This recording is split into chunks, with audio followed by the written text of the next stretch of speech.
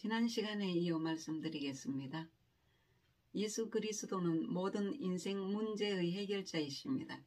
예수님이 거기 계시면 문제가 해결됩니다.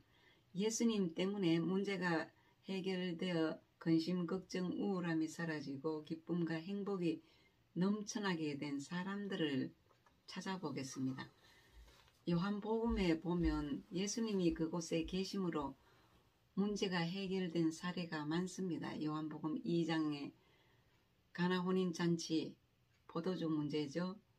또 4장에는 수가성 여인의 영혼 구원 문제가 있습니다. 왕의 신하의 아들 열병 문제도 있고요. 5장에는 38년 된 병자의 질병 문제도 있고요. 6장에는 5,000명을 먹이시고 남긴 12바구니에 있었던 사건이 있고요. 8장에는 간암 중에 잡힌 여인의 생사 문제가 있었고요. 11장에는 죽은 나사로를 살리시는 문제 등입니다. 모든 사람에게는 문제들이 있습니다. 그러나 거기에 예수님이 계시면 문제가 해결됩니다. 예수님을 찾고 간구하면 해결됩니다. 예수님이 문제 해결자이시기 때문입니다. 그 다음 세 번째, 마음의 말씀을 채워야 합니다. 예수님이 나와 함께 계셔도 문제가 발생합니다. 왜냐하면 하나님의 말씀이 마음에 없거나 말씀을 사용할 줄 모르면 문제를 해결할 수 없습니다. 요한복음 2장 6절에서 8절입니다. 거기에 유대인의 정결 예식을 따라 두세 통 드는 돌 항아리 6이 놓였는지라 예수께서 그들에게 이르시되 항아리에 물을 채우라 하신즉 아기까지 채우니 이제는 떠서 연회장에게 갖다 주라 하심에 갖다 주었더니 돌 항아리 6은 무슨 의미일까요? 돌 항아리는 물 담는 돌 항아리입니다. 영적으로 물은 말씀입니다. 말씀은 어디에 채웁니까? 말씀은 마음에 채웁니다. 돌 항아리는 육체요, 사람이요, 마음이란 뜻인데 돌 항아리가 비어 있으니까 마음이 비어 있다는 것입니다. 물은 말씀이니까 말씀이 마음속에 없는 것을 의미합니다. 마음은 말씀 담는 그릇과 같습니다. 그 마음속에 세상 지식이 들어있으면 아무리 세상 지식을 동원해도 문제가 해결이 안 됩니다. 결례에 쓸 물은 육신의 생각입니다. 돌 항아리, 즉 마음에 물을 채우면 문제가 해결됩니다.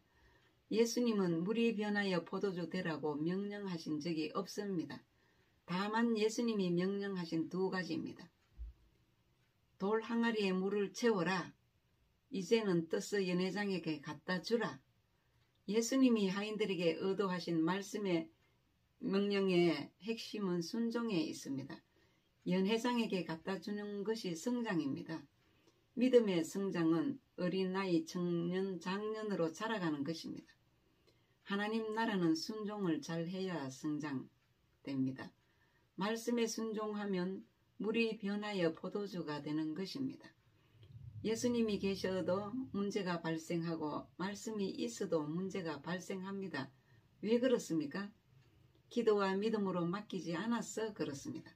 순종하지 않아서 그렇습니다. 믿음과 순종을 통해서 천국을 누립니다. 믿음은 순종을 보여주는 것이고 순종은 믿음을 나타내는 것입니다. 성경에서 순종에 대하여라고 한다면 사울 왕을 들 수 있습니다. 사울 왕은 여호와의 말씀에 순종하지 않고 제사장 사무엘이 집례할 제사를 자신이 월권하여 집례함으로 버림받았습니다. 순종하는 것이 제사보다 낫다고 했습니다. 즉 예배보다 낫다고 했습니다. 베드로는 예수님의 말씀에 순종하여 깊은 데로 가서 그물을 내렸습니다. 가나 혼인 잔치집 하인들도 순종했고 하나님의 복이 순종하는 자에게 있습니다. 임합니다. 베드로는 제자로 사도로 쓰임 받았습니다. 그 후에 돌 항아리는 마음입니다. 물은 말씀입니다. 주님께서 돌 항아리에 물을 채우라고 하신 것은 마음의 말씀을 채우라는 말씀입니다.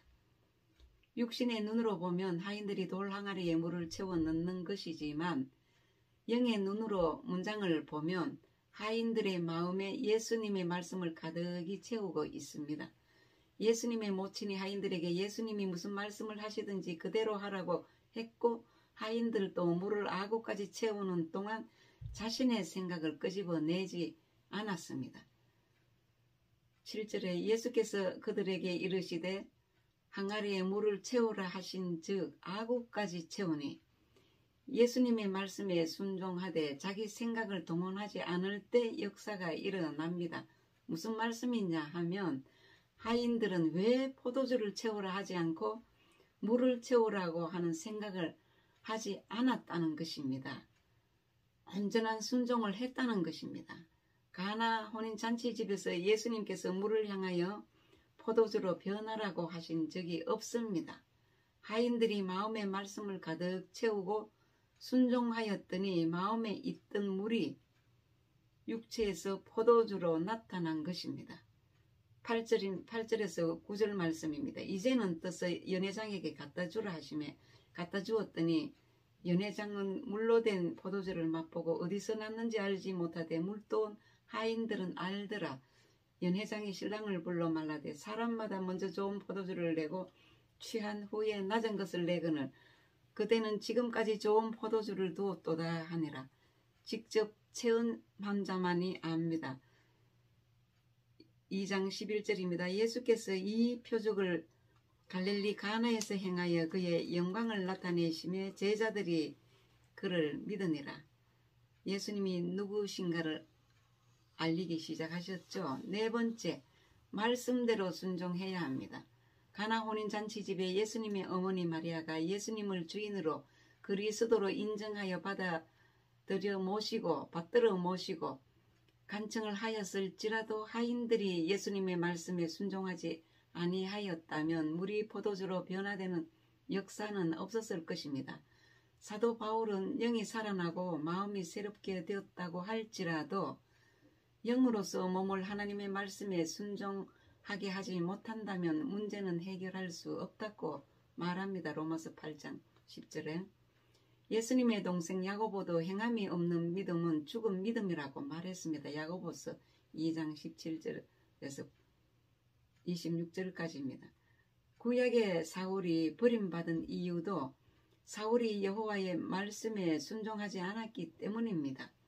가나 혼인잔치 기사를 자세히 보면 하인들의 순종이 몸에 배어 있는 것을 볼 수 있습니다. 우리가 기도해도 응답받지 못하는 경우가 많은데 그 이유는 죄 때문입니다. 하나님의 말씀에 평소에 순종하지 않는 죄 때문입니다. 여호와의 손이 짧아 구원하지 못하심도 아니요 귀가 둔하여 듣지 못하심도 아니라 오직 너희 죄악인 너희와 너희 하나님 사이를 갈라놓았고 너희 죄가 그의 얼굴을 가리어서 너희에게서 듣지 않으시게 함이라고 이사야 59장 1절에서 2절 말씀입니다. 평소에 하나님의 뜻에 순종하는 자에게 신속한 기도 응답의 역사가 나타납니다.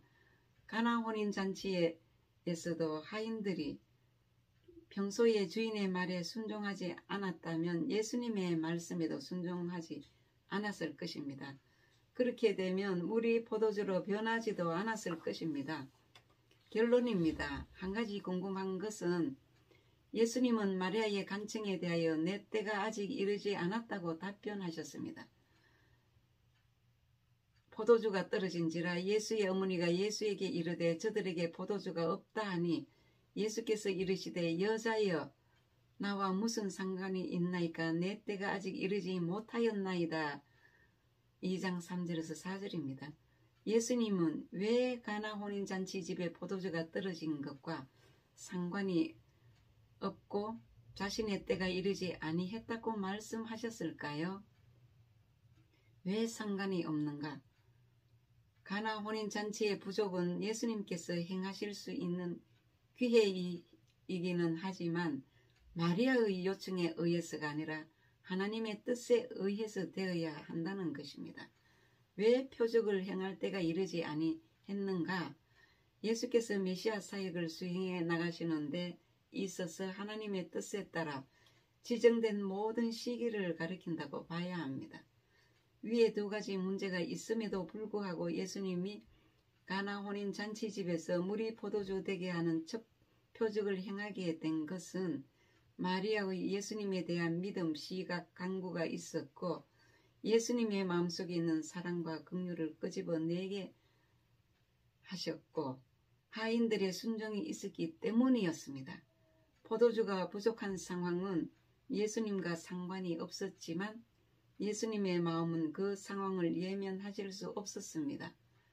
이것이 바로 예수님의 사랑과 긍휼입니다. 다시 말해서 예수님이 오시는 곳에는 언제든지 잔치가 벌어집니다. 그러므로 천국은 잔치하는 곳인데 잔치라는 말은 기쁨을 표시합니다. 믿으십니까? 말씀을 마치겠습니다.